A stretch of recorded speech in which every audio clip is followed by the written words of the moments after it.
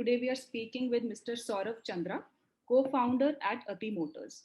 So Ati has very recently raised $3.5 million in pre-series A.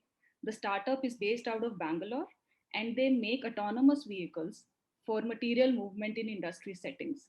So in this chat, we aim to understand from Saurabh about the relevance of technology and of the vehicles that they are designing and manufacturing. So, Saurabh, welcome. And first of all, congratulations on the recent fundraise, as well as all the pioneering work you've been doing. Thanks, Priyakshi. Right. So, Saurabh, can you start by telling us about the purpose and the use case for autonomous vehicles that you are developing? Sure. So, material movement in industries is, usually we don't look at it. We typically look at what comes out of a factory or a warehouse, right? But the fact that inside the factory or the warehouse, a huge amount of activity is just moving stuff from one place to another place. In my estimation, in some of the large manufacturing plants, I have seen around 40-50% of the workforce sometimes is just moving things. Right. Okay, especially in India where mechanization and automation is not that deep.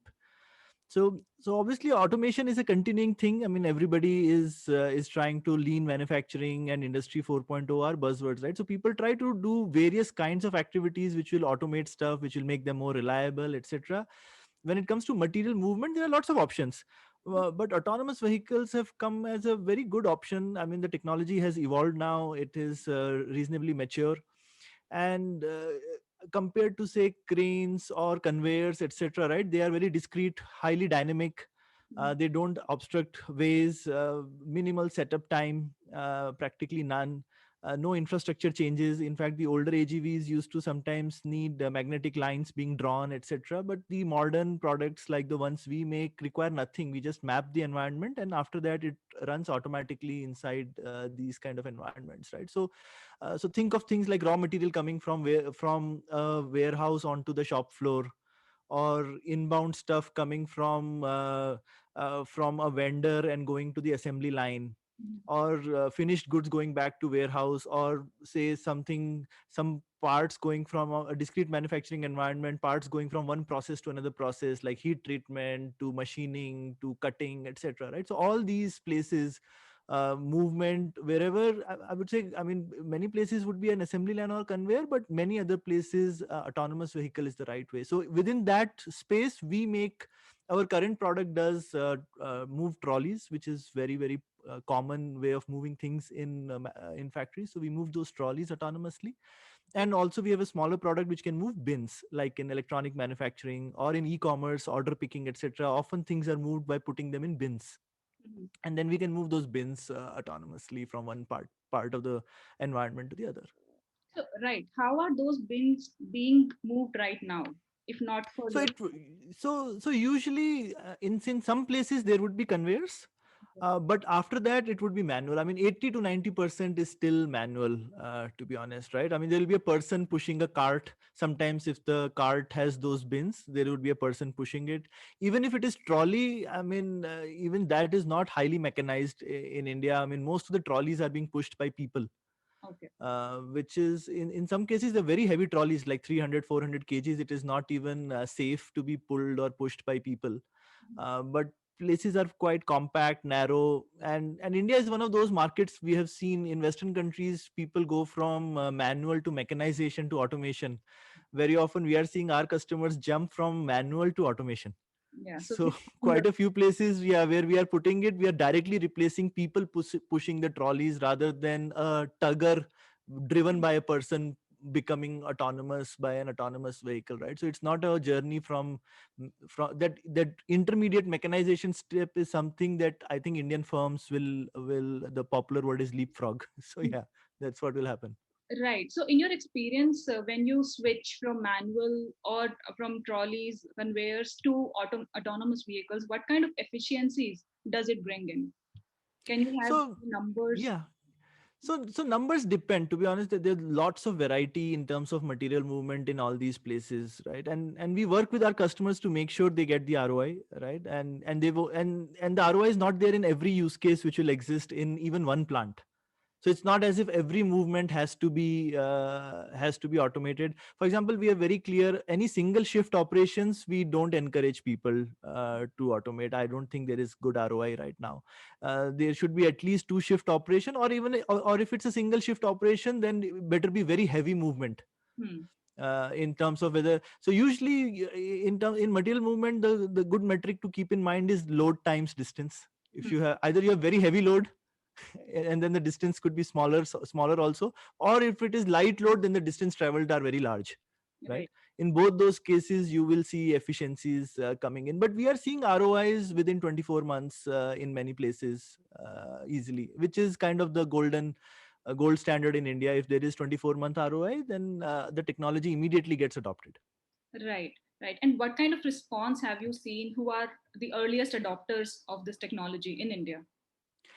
So automotive sector is obviously early adopter in general, right? I mean, they are even in manufacturing. If you see, I mean, firstly, they are the biggest component of the manufacturing industry in India, and they're also probably the people who are much more ahead of usually the rest of the manufacturing in terms of their adoption of lean process, etc. Hmm. Right, so they are so even in our case it's no different. The largest response comes from auto components or the OEMs themselves. In fact, we have deployed already at a very large OEM in Chennai, Oh, one of the MNC OEMs, and it's doing well actually. Yeah. right. And what is the current status of scale? Are you doing a phased commercialization, pre-booking orders? What is the scale and status right now? No, so our product is now, I mean, we have now been running it in various places for more than 1.5 years, right? So the technology has been on the ground for a pretty long time.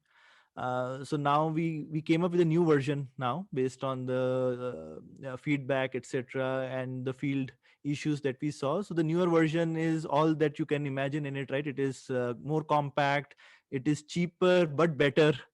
It has it's yeah, so it's much more easier to deploy, etc., right? Energy consumption is very less, the battery has become very small, so all the good things have come in this version. So now there is no phased deployment for us. We are kind of ready to roll.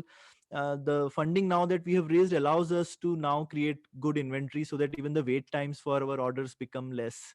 Right. And also we can, I mean, it's a new product, so people typically want to demo or pilot before they want to adopt, right? So we were getting bottlenecked in that process. So now I think we have the resources to create enough inventory so that multiple pilots can happen in parallel.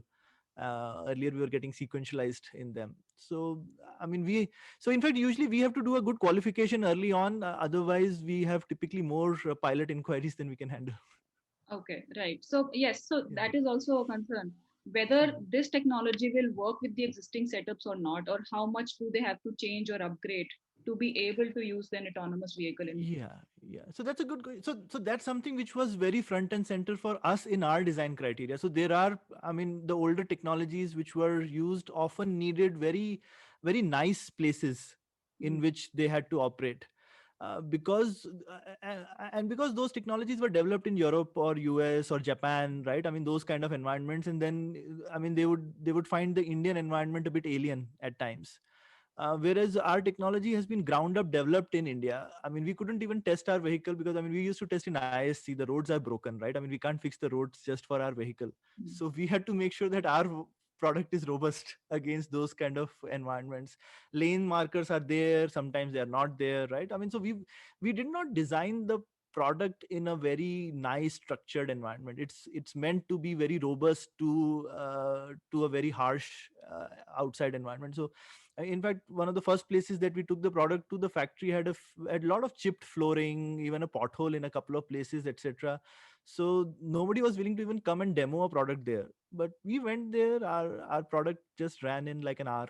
Right, so it's very robust against such conditions. Absolutely no changes have been required in any place we have gone to. Typically, we land in a completely new factory, say 9 or 10 in the morning. By 11 or 12, a demo is ready and up and running autonomously Right, without any changes at all.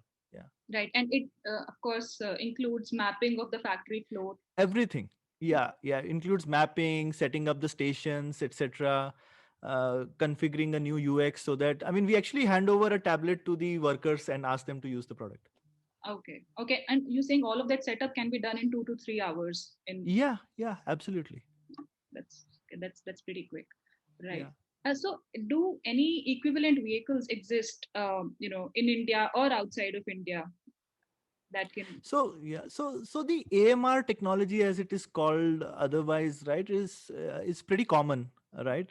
But so quite a few people are there. You would see in the valley there is Fetch Robotics. Even in India, there is High Tech Robotics doing it for a long time in Gurgaon. So they are all, uh, I would say, excellent companies. They've been doing a fantastic thing for many years now.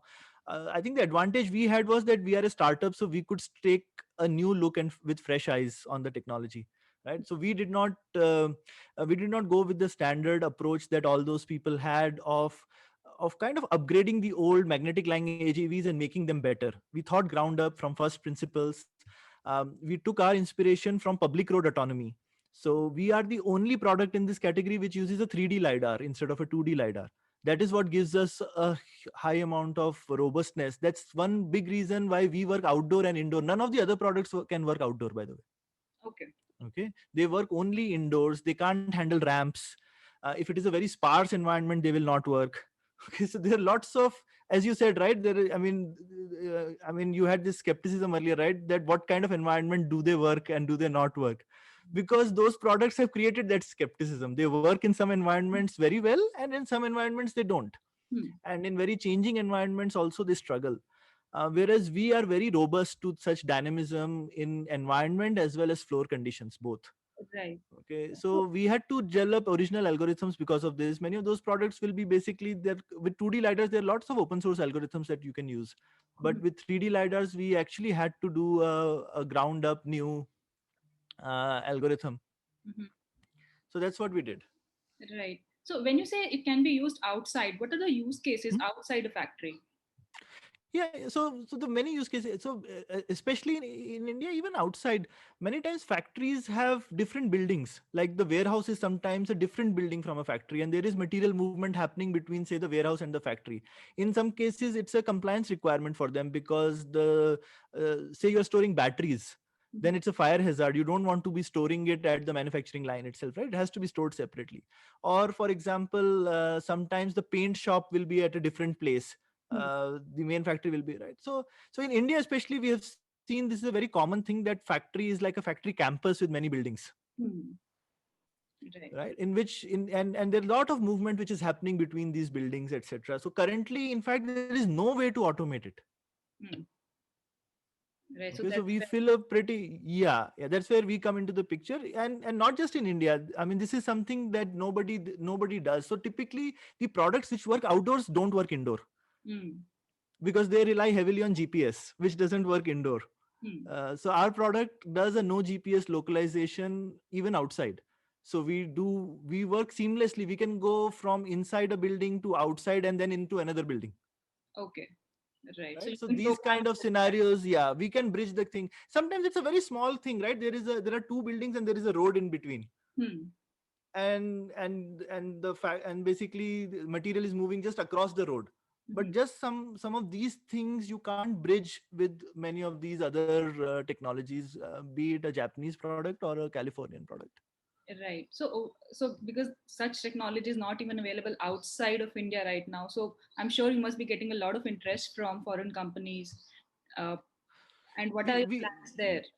Yeah, so we do, in fact, yeah. So it's I mean, it's a good opportunity that we have, and right now we are in the middle of finishing some of the compliance work, because to seriously make a foray outside India, we need to fulfill many of the compliance requirements of these markets. So as soon as that is done, probably in a few months, we should be ready to hit the market. Starting with US, I think that's our primary target right now, and then we'll look at other places. Yeah. Okay. And in terms of production capacity, what is the current number you stand at, and what are your scale up plans? So we have been very clear from day one that we will not create in-house production capabilities. We only work through partners, which gives us a huge flexibility in terms of scaling up and down on demand. So there is nothing like, I mean, firstly, it makes us very capital efficient. It's not as if the money we are raising is going into capital expenditure of creating plant equipment, etc. at all, right? So we don't do that. And also it gives us flexibility in terms of, I mean, see, the kind of vendor which you work with, who is helping you produce the first 10-50 units, is not the person who will be creating 100 units or 500 units. You have to basically go through that journey and work with different classes of vendors at different scales. Mhm. And this model basically allows us to do that. So we work only with partners. We own all the design. All the design is done in house. We have we have an autonomy team, power electronics, mechanical engineering. All that is done in house, but all production is done with partners Okay, so that's very interesting. And these partners are located out in Bangalore. in Bangalore. Okay, In Bangalore. they're all in India, and They're all in India. I mean, some are outside Bangalore, but most of them are actually, Bangalore is I mean, in fact, I was in IT before this, and I mm, never knew Bangalore had such a robust manufacturing ecosystem, but it mm, does. mm. Right. I mean, and you know, right? It's like the aerospace manufacturing capital of India. You have Honda's largest two-wheeler plant in Bangalore. You have Toyota's plant in Bangalore. Right, and many of these plants which are kind of in Tamil Nadu, in Hosur, basically it's like the border of Bangalore only, right? So Bangalore is a very, very robust manufacturing ecosystem, for especially for high precision manufacturing. We as EV reporter, we focus a lot on clean mobility and electric vehicles. So I want to understand all of these technology enhancement that are happening here. Is it possible, down the line, it finds some application in the overall EV ecosystem development as well? So in a way, I mean, we are like a EV startup hidden inside the autonomy layer. Okay, so I mean, we have maybe 5x the electronics compared to an EV, typical EV, and compared to them, I mean, so that's the extra work we have to do. But we don't have to take care of ride comfort, setting up a driver. I mean, that's a lot of work in any vehicle, right? I mean, trying to make it driver friendly and making sure the ride is good, etc. I mean, a carton box will not complain that it was a bad ride, for example. So we don't have to optimize for those things. But other things like the motors or the battery management system or the battery, I would say battery is probably the more reusable component, or the BMS. Motors, etc., the usage is very different. Industrial heavy usages, we are very low speed, high torque application, Right. unlike typical EVs. So our requirement is a bit different. But in battery, probably it's not very different. The only thing is that many people in commercial space get away with no swapping. Mm. But we can't, because if you have to do 24/7 usage, this is the only way you could. I mean, either you could do opportunistic charging, or this is the other way to do it. And we are quite zealous about being infrastructure free. So opportunistic charging also means that you have to do a lot of infrastructure. Right. Whereas with our swapping approach, we get deployed with zero infrastructure very quickly, right? So all these come from that zero infrastructure mindset that we have. Right. So thank you, Saurabh. It was very good to interact with you, and I learned a lot. So wish you the very best. It's been a pleasure speaking with you. Thanks. Yeah, thank you.